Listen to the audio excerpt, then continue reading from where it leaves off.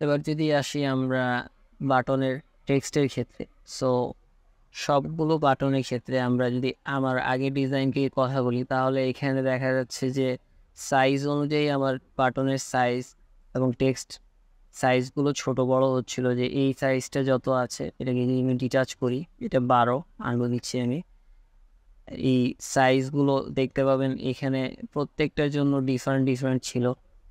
যেমন লার্জ এর ক্ষেত্রে আমরা আরেকটু বেশি নিয়েছিলাম, এটার জন্য বেজ, এবং এটার জন্য হচ্ছে গিয়ে লার্জ এর জন্য বাটন আলাদা টেক্সট ডিফাইন করা ছিল। কিন্তু যদি আপনার গুগল ডিজাইন সিস্টেমকে দেখেন কিংবা অধিকাংশ স্ট্যান্ডার্ড দিয়ে ডিজাইন সিস্টেমগুলো, সেখানে সবগুলো বাটনের জন্য সেম কালার সেম ফন্ট সাইজটা ইউজ করা হয়। তবে আপনি চাইলে এটাকে ডিফারেন্ট ইউজ করতে পারেন। যেমন এখানেও আমরা 14 রেখেছি, বাট এটা 16। সো এটি ডিপেন্ড করে যে আপনি কত সাইজের বাটন ক্রিয়েট করতে চাচ্ছেন। এখানে আমি টোটাল 5টা সাইজের বাটন ক্রিয়েট করেছি। এই জন্য আমার এখানে একটি টেক্সট হচ্ছে যা 14 করে, আর বাকি যে টেক্সটগুলো হচ্ছে ওটা 16। দুটি আমি ডিফারেন্ট সাইজ নিয়ে করেছি। এখন এই দুটি ডিফারেন্ট সাইজের আমার ফন্ট ওয়েট সেম, অর্থাৎ এটা মিডিয়াম, এবং এটার ক্ষেত্রেও আমি এটাকে মিডিয়াম হিসেবে রেখেছি। এখন যদি আমাকে বাটনের টেক্সট স্টাইল অ্যাড করতে হয়, তাহলে টেক্সট স্টাইল আমরা এখানে অ্যাড করব। আর যদি মনে হয় এখান থেকে কোনোটাকে আমরা রিপিট ইউজ করবো, সেক্ষেত্রেও করতে পারে। তো আমি এখানে নতুন করে আমার বাটনের জন্য টেক্সট স্টাইল অ্যাড করতে চাচ্ছি। টাইপোগ্রাফি স্ল্যাশ বাটন স্ল্যাশ একটি আমার বেস হিসেবে যেটা থাকবে সেটা আমি ইন্টার ফন্টটাকে নিব। বাট এখান থেকে আমরা এখানে যেটা ফন্ট ফ্যামিলিতে নিয়েছিলাম, সেখান থেকে আমি চুজ করব এটা হচ্ছে বডি টেক্সট। তো বডি টেক্সট হিসেবে সেটা রোবটও দেওয়া, কিন্তু আমরা যদি এইগুলা পরবর্তীতেও আপডেট করতে চাই, থেকে আমরা লোকাল ভেরিয়েবলসে যাব, টাইপোগ্রাফিতে যাব, ফন্ট ফ্যামিলিতে গিয়ে আমার এখান থেকে এটাকে আপডেট করে নিতে পারি, এবং এখানে আমার যে নামটা দিয়েছি ওই অনুসারে আমার বাকি জায়গা আপডেট হয়ে যাবে। তো ফিরে আসছে আমি আমার টাইপোগ্রাফিতে। আমি আবারও এখানে ক্রিয়েট করব বাটন স্ল্যাশ বেস।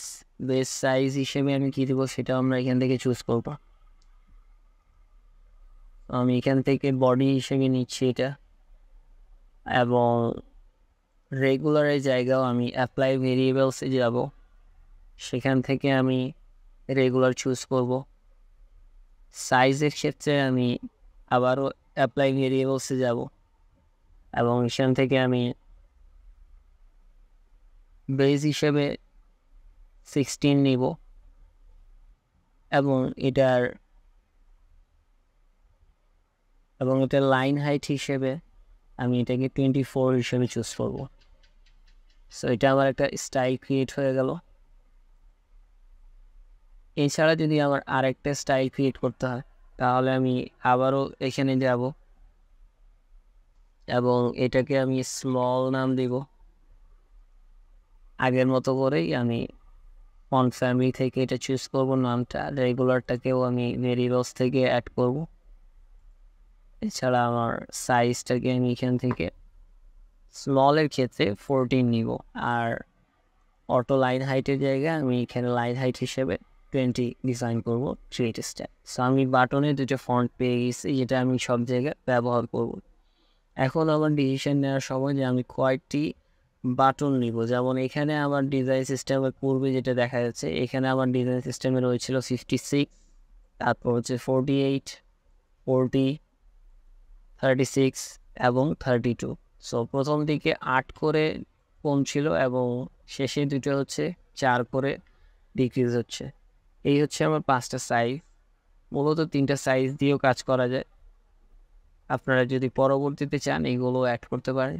এখন আমি যদি এই বাটনটাকে একটু অ্যানাটমি দেখতে চাই, তাহলে আমরা অটো লেআউটে দেখতে পাচ্ছি এখানে 8 করে আমার মাঝখানে একটা কন্টেন্ট থেকে আরেকটা কন্টেন্টের গ্যাপ, এবং এছাড়া আমরা যদি সাইড প্যাডিংকে খেয়াল করি, সেটা হচ্ছে 24, ওপর এবং নিচে হচ্ছে 16।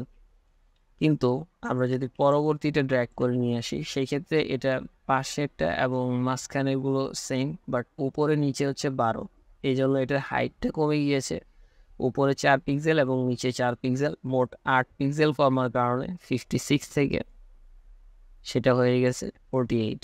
যদি আমরা পরবর্তী আনি তাহলে বুঝতে পারছেন এখানে কি হবে, আগেরটাতে উপর নিচে 12 করে ছিল, এটা 8 করে, বাকি জিনিসগুলো সেম থাকবে। তবে এই ক্ষেত্রে মাঝখানের গ্যাপটা সেম হলো, পাশেরটা 16 পিক্সেল, এই ক্ষেত্রে পাশেরটা 24 পিক্সেল। এটা আপনি আপনার মতো ডিফাইন করতে পারেন, এটাকে আপনি 20 পিক্সেলও দিতে পারেন, তাহলে প্রত্যেকটা বাটন ডিফারেন্ট শেপে থাকতে পারে। So it's up to you, আপনি কীভাবে ডিজাইনটাকে চিন্তা করছেন এটা আপনার বাকি টিম মেম্বারদের সাথে ডিসকাস করে করতে পারেন। এখন আমরা যদি এইটাকে বেস করে একটা বাটন ক্রিয়েট করার চেষ্টা করি তাহলে আমাদেরকে আবার শুরু থেকে শুরু করতে হবে। তো আমরা গেট স্টার্টেড এটাকে বাটন হিসেবে নিতে যাচ্ছি। আমরা প্রথমত এখানে আসবো, আমাদের বাটনের জন্য যেটা বেস আমরা সেটা চুজ করলাম, শিফট এ দিলাম। শিফট এ দেওয়ার কারণে আমাদের একটা ফ্রেম অ্যাড হলো, এই ফ্রেমে আমরা নাম দিব বাটন। এবার আমরা এই বাটনের মধ্যে এই জিনিসগুলো অ্যাড করার আগে আমরা এটাকে কালারগুলো ডিফাইন করব। তো ফিল কালার আমরা এখানে গিয়ে বাটন লিখতে হবে এবং বাটন লেখার পরে বাটন প্রাইমারি থেকে আমরা ব্যাকগ্রাউন্ড কালারটা নিব।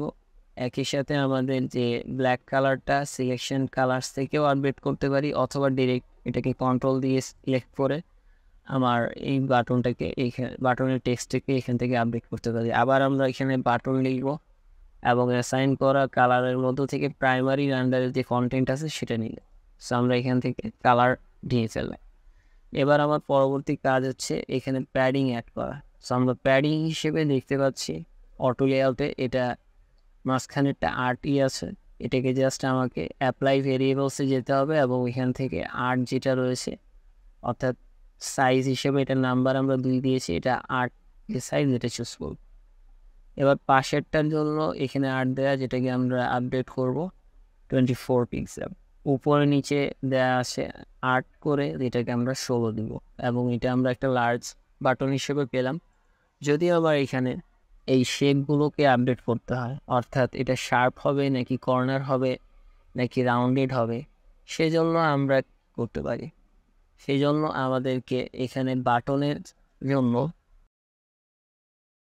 লোকাল ভেরিয়েবলসে যাব এবং একটি বাটন নামে আলাদা ডিফাইন করতে পারি কালেকশন। এই কালেকশনের নাম হবে রেডিয়াস। সো রেডিয়াসের আন্ডারে আমরা নাম্বার অ্যাড করব এবং এটাকে আমরা নাম দিব বাটন।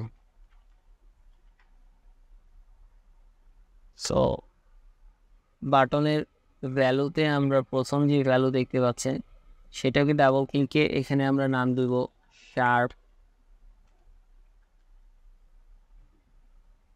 পাশে আমরা আরেকটি অ্যাড করব,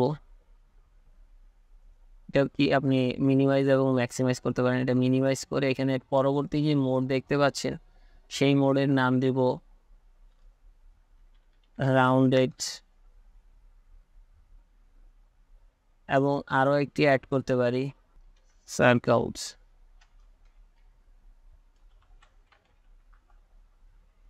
সেটাকে যদি বড় করেন আপনি সবগুলো একসাথে দেখতে পাবেন। এখন আমরা প্রথম যে এটা সেখানে আমরা ভ্যালু হিসেবে 0ই রাখবো, পরবর্তী 0 আমাদের সিস্টেমে নেই।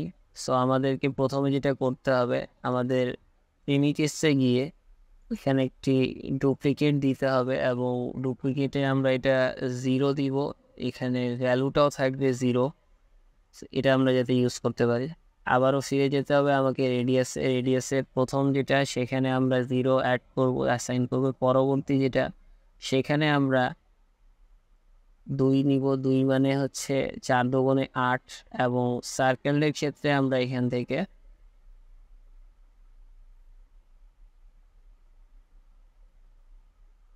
সর্বোচ্চ যেটা আছে সেটা নিয়ে নিতে পারি, তাহলে এটা রাউন্ডেড হয়ে যাবে বা সার্কেল হয়ে যাবে। এবং এটা কিভাবে কাজ করবে সেটা আমরা দেখব। এখানে আমরা প্রথমত সার্কেলে গিয়ে আমাদের রেডিয়াস থেকে আমরা বাটনটা নিলাম। সো দেখতে পাচ্ছেন এখানে এখন কোনো পরিবর্তন হয়নি। কিন্তু যেই আমরা অ্যাপিয়ারেন্স থেকে এটা রেডিয়াসে গিয়ে শার্পের পরিবর্তে রাউন্ডেড দিব এবং এটা দেখতে পাচ্ছেন রাউন্ডেডটা আপডেট হচ্ছে। পরবর্তীতে যখন প্রোটোটাইপিং করা হবে এটা এইভাবে আমরা এখান থেকে সবগুলো আপডেট করতে পারবো, যার জন্য আমাকে আলাদা করে প্রতিবার রেডিয়াসে আপডেট করা লাগবে না।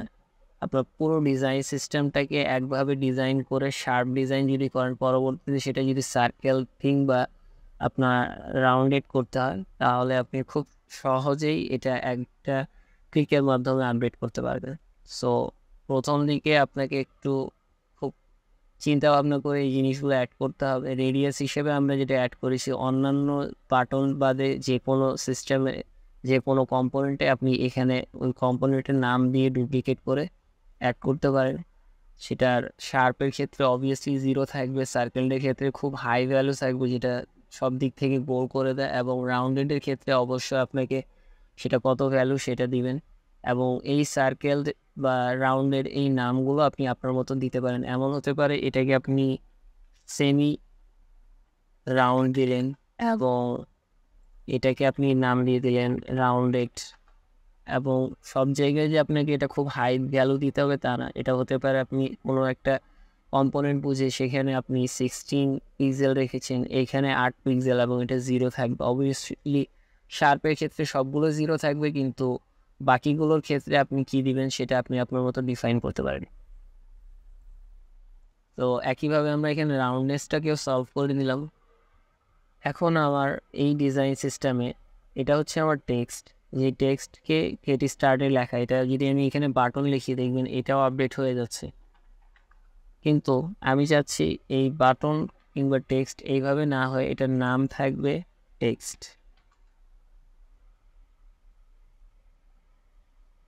এবং এই বাটনটার আমি আপাতত এটা অটো দিয়ে দিচ্ছি, অটো হিসেবে থাকুক।